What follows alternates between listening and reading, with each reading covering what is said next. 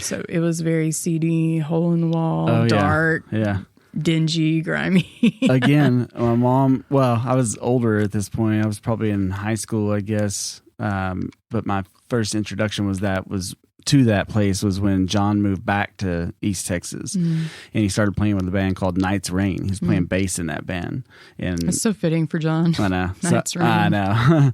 You know, they did a lot of like classic rock and just a little bit mix of everything. But I remember going, and I can't remember. I had to ask John what his setup was back then. I think it was a Hartkey cab, and I can't remember what the head was, but anyway, his bass sound was so good. And of course, I was still in high school, right? But they started playing, and they had a keyboard player, and they started playing No More Tears.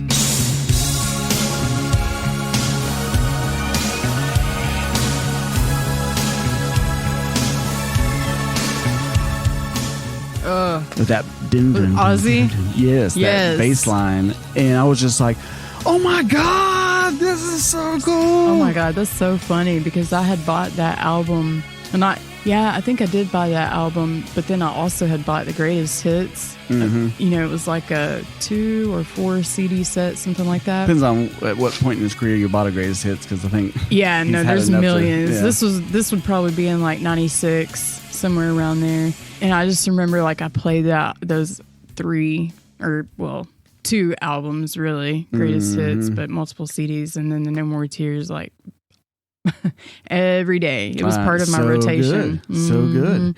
And I got to go in and see, and little did I know, fast forward several years, 1996 to 98, and I'm gigging in my own band, playing at Marshall's all the time, and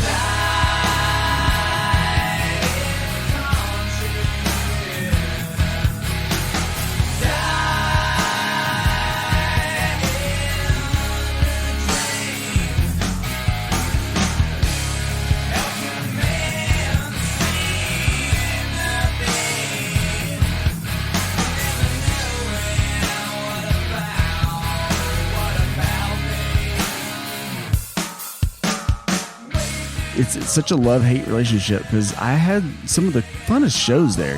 People enjoyed the music. They had a great time. Actually appreciated it. They were there usually to hear the music. Get drunk too and rowdy, but definitely the music was a very large part of why people even bothered to go there. Yep.